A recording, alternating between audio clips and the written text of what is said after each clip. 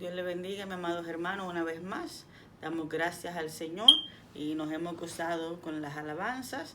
Y en esta tarde es un honor para mí presentar a nuestro obispo y presidente, reverendo Abelardo Batista, con la enseñanza de esta noche. Esperamos que sea de bendición para todos y que podamos aprender.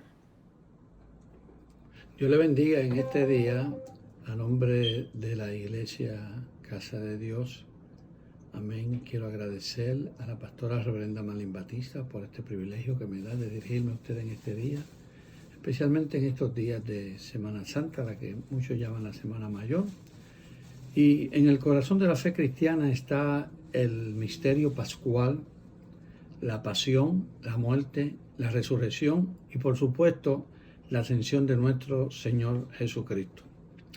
Los últimos días de Jesús proponen una reconstrucción de los acontecimientos que precedieron a la muerte de nuestro Salvador Jesucristo en la cruz del Calvario, desde su entrada en Jerusalén, o sea, este domingo, hasta el patíbulo, que sería el día viernes. ¿Se imagina usted caminando junto al Señor durante su ministerio, como lo hicieron los discípulos, mucha gente que le seguía, y especialmente en esta semana, amén, previo a su muerte? Pues en este día quiero compartir con ustedes una cronología de los sucesos y eventos previos a la pasión de nuestro Señor Jesucristo, por supuesto, basada en las Sagradas Escrituras.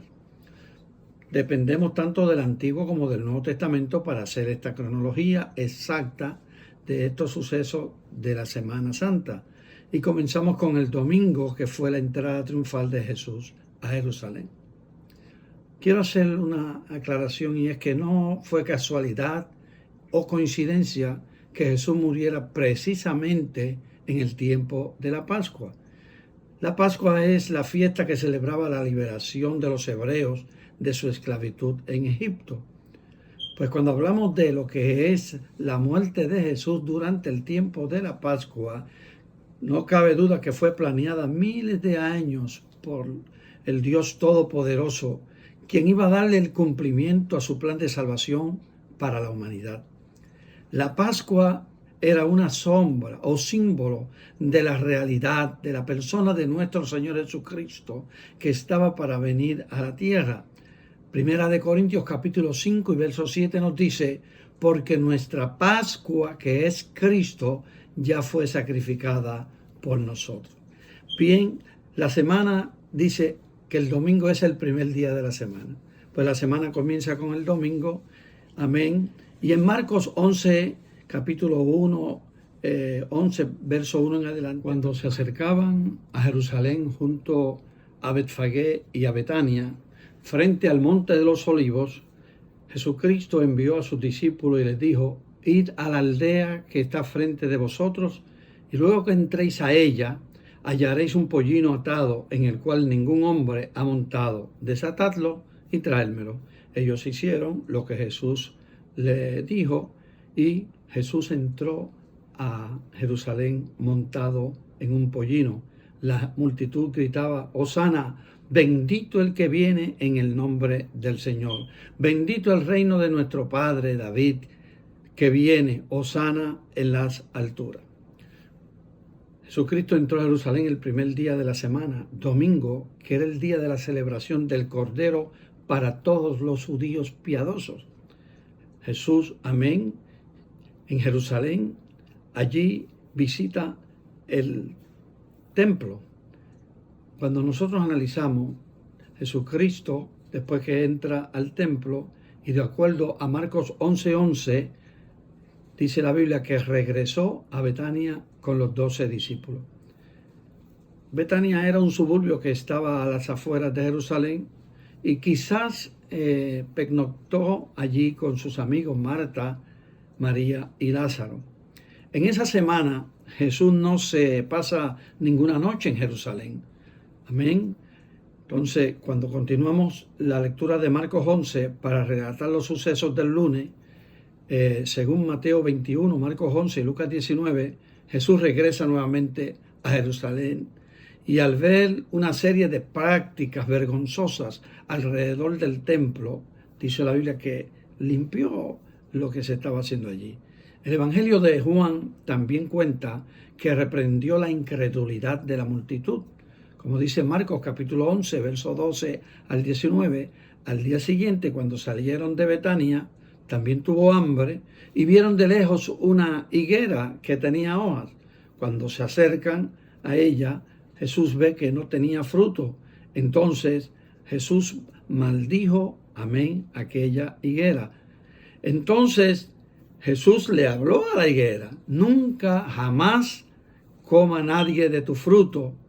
Y dice que los discípulos lo oyeron y vieron el milagro que Jesús hizo de que aquella higuera se secara inmediatamente. Cuando nosotros analizamos que dice la Biblia en Marcos 11:19 que Jesucristo, amén, regresa a Jerusalén, allí entra al templo, ve los cambistas, ve los líderes religiosos vendiendo animales. Óigame, hasta de esto se lucraban ellos. Sin embargo, Jesucristo, amén, reprendió a cada una de aquellas personas. Los sucesos del lunes se suman a la indignación de los líderes judíos después de lo que había sucedido el domingo, o sea, la entrada triunfal. Entonces, ellos comienzan a planear cómo podrían destruir a Jesús. O sea, que el día lunes termina con Jesús saliendo de Jerusalén nuevamente a pasar la noche en Betania. El día martes, de acuerdo con Mateo, Marcos, Lucas, Jesús nuevamente regresa a Jerusalén con sus discípulos. Al pasar por la higuera, amén, que Jesús había maldecido el día anterior, los discípulos se asombraron al ver cuán rápido la misma se había secado.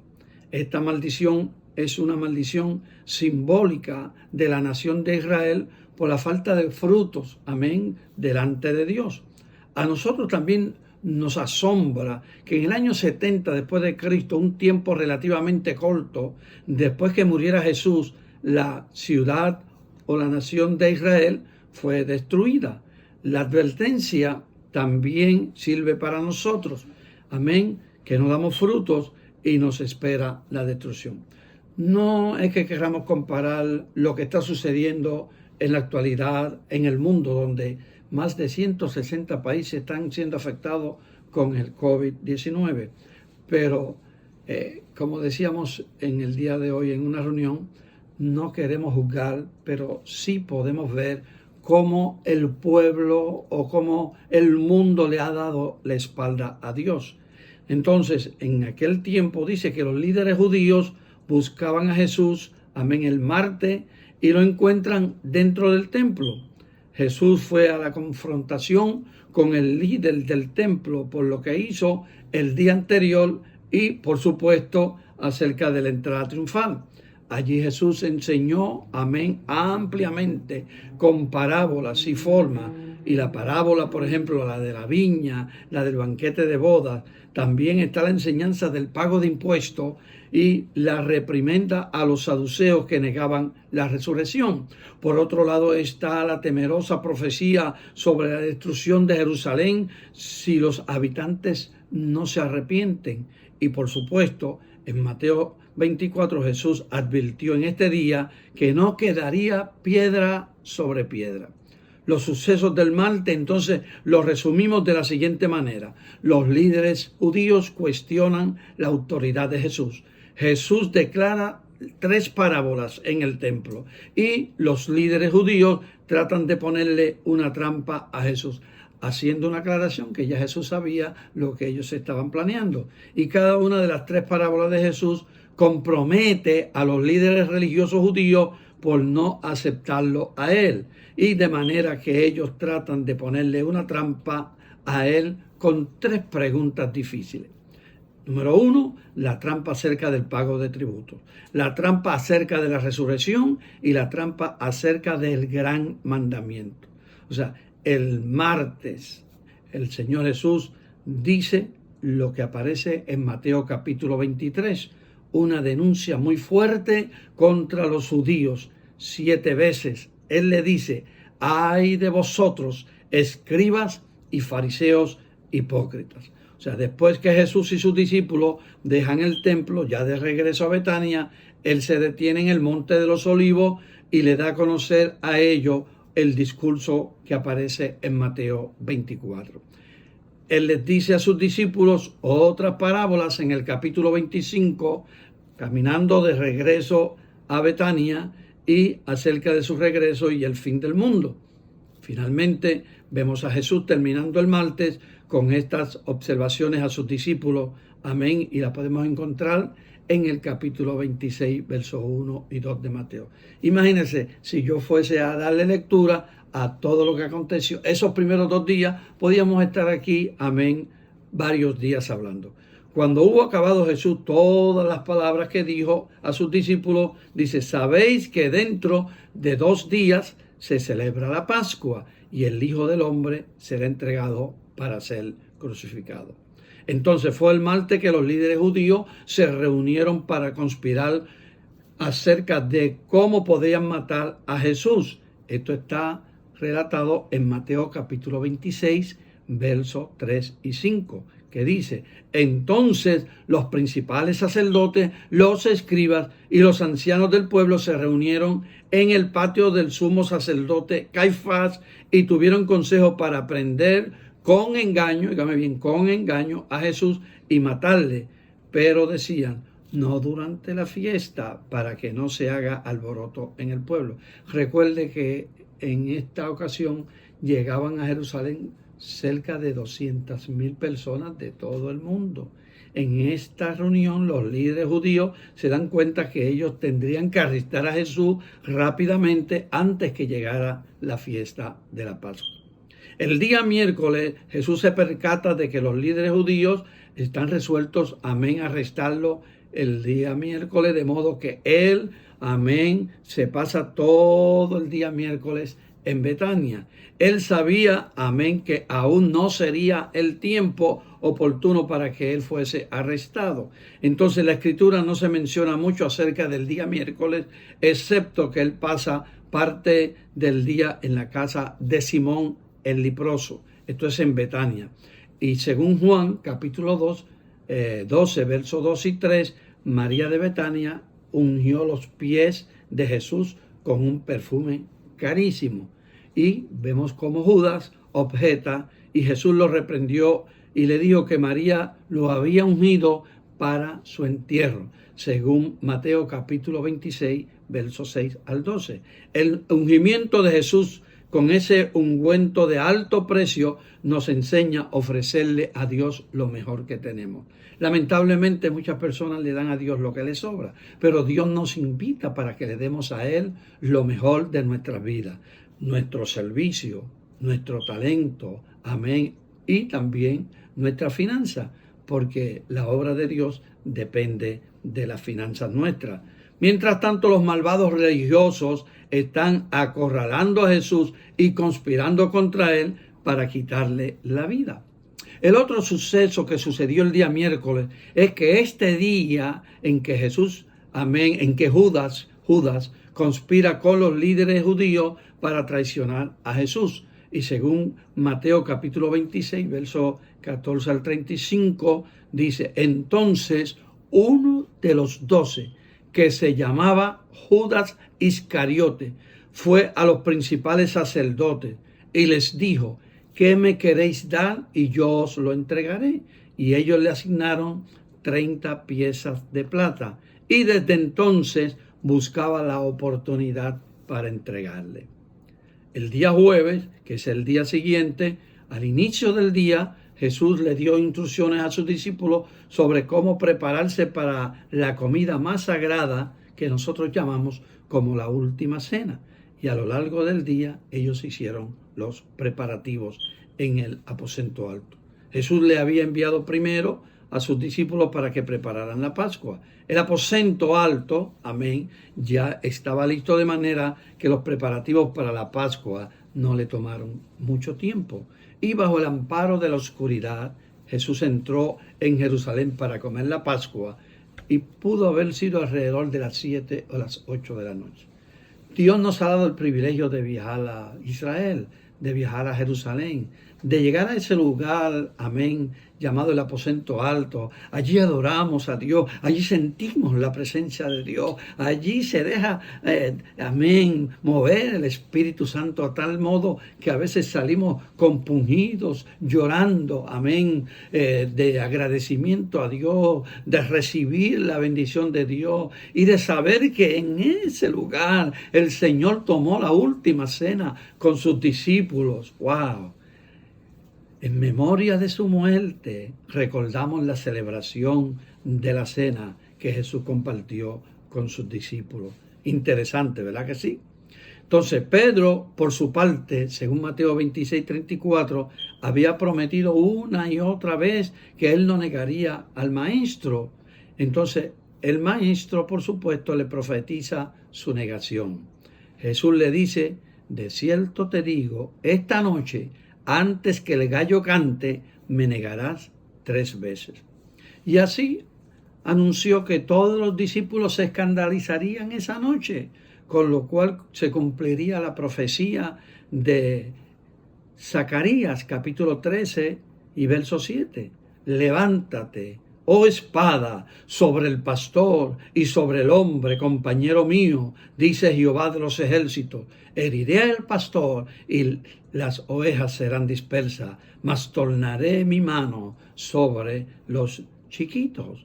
Después de tomar la última cena, Jesús y los discípulos hicieron un corto viaje a lo largo del valle de Cedrón al jardín norte, amén, donde fue a orar. ¡Wow! Llegar a Jerusalén y ver el valle de Cedrón y Jesús salir por una de las puertas de la ciudad y caminar la colina hasta llegar al monte de los olivos, un lugar donde él acostumbraba orar. Allí están los árboles que tienen aproximadamente 2000 años de existencia. Entonces, cuando nosotros analizamos brevemente los sucesos antes de la crucifixión, esa noche, la lucha aterradora de tal magnitud que un ángel se presentó para confortarlo. El evangelista Lucas describe la reacción del maestro. Dice, y estando en agonía, oraba más intensamente, y era su sudor como grandes gotas de sangre que caían hasta la tierra. La Biblia no dice que eran gotas de sangre, sino como gotas de sangre que caían hasta la tierra. Y es interesante notar que el único evangelista que relata este detalle es Lucas, porque Lucas era el médico, gloria a Dios, y un médico sí puede saber lo que sucede con una persona, gloria a Dios, sudor como gotas de sangre. Esta condición es conocida según la medicina como hematohidrosis, que es un sudor de sangre, y este fenómeno es muy raro pero perfectamente documentado y que ocurre en condiciones excepcionales. O sea, la condición que estaba viviendo el maestro era una condición excepcional, y esta agonía de Jesús no se debía solo a los padecimientos físicos que pasaría, sino también a la realidad de los pecados que llevaría en su cuerpo, el pecado de la humanidad, nuestros pecados. Y en su oración en el huerto, a tal grado que dijo al Padre, si quieres pasa de mí esta copa, pero no se haga mi voluntad, sino la tuya. Mientras Jesús oraba, dice que se separó a 3 de sus discípulos, a Pedro, a Juan y a Jacobo. Y mientras él oraba, dice que los encontró durmiendo. Y en fin, casi todos estaban durmiendo. Posiblemente era entre las 10 y las 11 de la noche. Y después de haber orado al Padre y ser confortado por el ángel, Jesús fue entregado por Judas y arrestado por la guardia del Sanedrín. El Sanedrín eran los líderes religiosos, los judíos, fariseos y saduceos que dirigían al pueblo, que supuestamente eran los que daban consuelo. Hoy, en esta ocasión, se convierten en asesinos. Dijo alguien que tan malo es el que mata a la vaca como el que le agarra las patas. Jesús no fue muerto por los judíos, Jesús fue muerto por los romanos, pero el inicio de todo esto, la maldad, la alevosía y los planes maquiavélicos era de los líderes religiosos, que eso no se podía esperar, pero así fue. Y en aquel momento también Jesús fue abandonado por sus discípulos.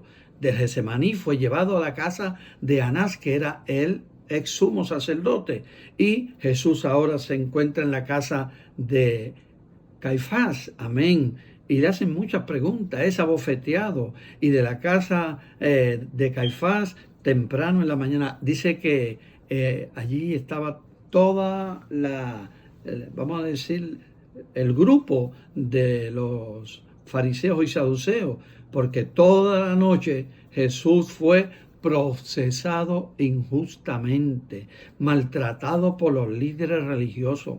Óigame bien, las leyes judías no permitían a ningún reo que fuese condenado antes de la Pascua, menos un juicio que fuese llevado a cabo en la noche. Ellos no estaban autorizados por los romanos, y a todo esto fueron atraídos testigos falsos. Después de horas de debate, de interrogación, Jesús, amén, es declarado para ellos culpable. Entonces el sumo sacerdote dice que rasgó sus vestidas diciendo que él había blasfemado por aceptar que era el Hijo de Dios. Y esa noche, amén, prácticamente pasó, si hubiese alguna celda, en la celda de Caifás. La salida del sol en Jerusalén en el tiempo de la Pascua es aproximadamente a las 5:30 de la mañana, y era casi esa hora cuando ellos se dirigieron al pretorio. Ahora regresamos a Éxodo capítulo 12, verso 6, para recopilar más detalles sobre la Pascua. Y lo guardaréis hasta el día 14 de este mes, y lo inmolará toda la congregación del pueblo de Israel entre todas las tardes. O sea, aquí se cumple también la profecía del libro de Éxodo. Y temprano en la mañana llevan a Jesús delante del gobernador romano Pilato. Amén. Busque en las Escrituras la historia, porque ya no tengo tiempo. Y Pilato dijo que no encontraba ningún delito en Jesús. Entonces lo envía a Herodes, quien se burló de Jesús. Óigame, Herodes, que era Herodes el tetrarca, amén, que también era el Herodes, amén, hijo de Herodes el Grande y padre de Herodes Antipa. Este hombre se burló de Jesús, le pidió milagro, y como no vio tal vez causa en él, lo envió nuevamente donde Pilato. Y al final de la mañana, después de haber sido azotado, amén, humillado, se le puso una corona de espinas, amén, se le injurió. Al final de la mañana Jesús fue llevado por los soldados a través de la ciudad hasta el monte Gólgota. Si usted pudiera caminar por esa ciudad hoy en día, usted puede ver las calles estrechas, usted puede ver todavía las calles hechas de adoquines o ladrillos. Me imagino al Señor caminando por aquella calle, especialmente las caídas que tuvo, porque aquel madero era pesado. Ustedes saben que los soldados escogieron a un hombre llamado Simón de Cirene para que le ayudara a cargar la cruz. ¿Te imaginas tú parado en una esquina y ver al maestro ensangrentado llevando su cruz? Difícil situación. Jesús fue colgado en la cruz a las 9 de la mañana. 6 horas más tarde, a las 3 de la tarde, a la hora 9 del día, amén, Jesús entregó su espíritu. Jesús murió el mismo día y la misma hora que debía ser inmolado el Cordero Pascual. Dios, amén, ha ordenado esto a miles, que sigamos escudriñando las Escrituras, que sigamos confiando en Jesús, porque ese mismo Jesús que murió en la cruz, que fue sepultado, que resucitó de los muertos y ascendió al cielo ante una grande multitud de testigos, un día volverá por su iglesia. Nosotros lo esperamos. Yo sé que tú lo esperas. Dios te bendiga. Pastora, muchas gracias por esta oportunidad, y Dios les guarde en esta semana y siempre. Poderoso el nombre de Jesús. Damos a Dios la gloria y damos a Dios la honra. Bendito el nombre de Jesús. Damos las gracias al Señor por cada una de sus bendiciones. Damos gracias a cada uno de los hermanos que ha participado en este servicio, las alabanzas, las prédicas. Bendito el nombre del Señor. A cada hermano que nos ha escuchado desde su hogar. Y y todos los servicios los queremos terminar con esta alabanza, una alabanza muy especial que ministra a nuestra vida y muy apropiada, ¿verdad?, para los días que estamos viviendo. Así que si usted la sabe, cántela junto con nuestra hermana Stephanie. Y si no la sabe, búsquela en YouTube y apréndasela para que el resto de la semana la pueda cantar con nosotros. El himno se llama Inmolado en el Calvario, nuestra hermana Stephanie, mejor conocido como Preciosa Sangre. Gloria al Señor, aleluya. Dios le bendiga, iglesia, aleluya. Inmolado en el Calvario, dice tu amor por mí.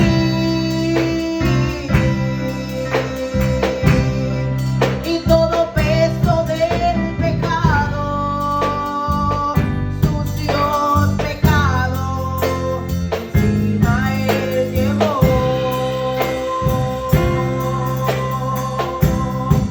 Inmolado en el Calvario, dice tu amor por mí. Y todo peso del pecado, sucio pecado, encima Él llevó.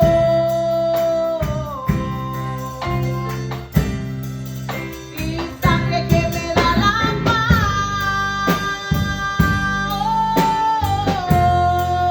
oh sangre que me purifica, oh sangre que me redime, preciosa sangre, la sangre de Jesús,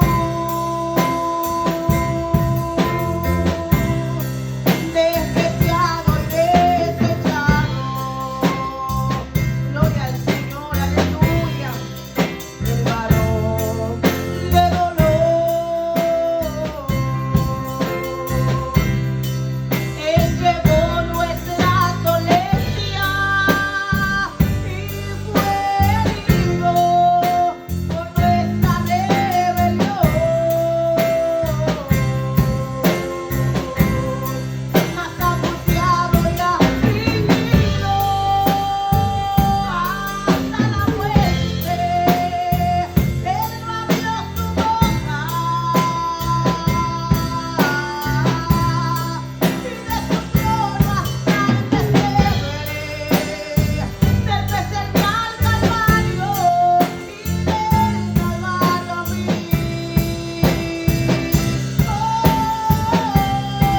De su trono hasta el pesebre, del pesebre al Calvario, hoy del Calvario a mí.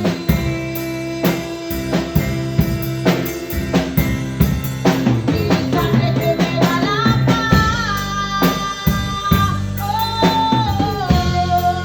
oh sangre que me purifica,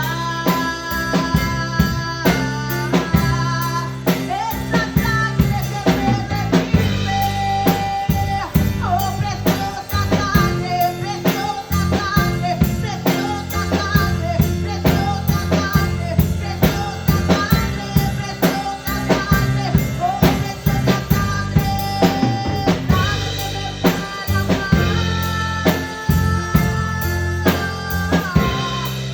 oh esa sangre que nos purifica, gloria al Señor, aleluya. Oh sangre que me purifica, oh sangre que me redime, mi preciosa sangre, la sangre de Dios te bendiga, Preciosa sangre, aleluya. Démosle gracias al Señor por su sacrificio. Démosle gracias al Señor por nuestra salvación. Gracias al Señor por la salvación y el perdón de nuestros pecados. Bendito el nombre del Señor. Dios bendiga a nuestra hermana Stephanie. Y así mismo yo le invito a que usted cierre sus ojos para despedirnos. Oramos al Señor y luego todos juntos recitamos nuestra oración de bendición final. Amantísimo Dios y Padre Celestial, una vez más te damos gracias, Señor, por tus bendiciones. Gracias, Señor, por este servicio de adoración que hemos podido rendirte a ti, Jehová de los ejércitos. Gracias por cada hermano que ha participado, Señor, y aquellos que nos están viendo en sus hogares. Bendice, Señor, la iglesia Casa de Dios en una forma especial, y que ahora que no nos reunimos en el templo, sino que nos reunimos en nuestros hogares, seamos más fuertes que nunca, para que cuando nos regresemos a este lugar podamos celebrar con júbilo y con alegría.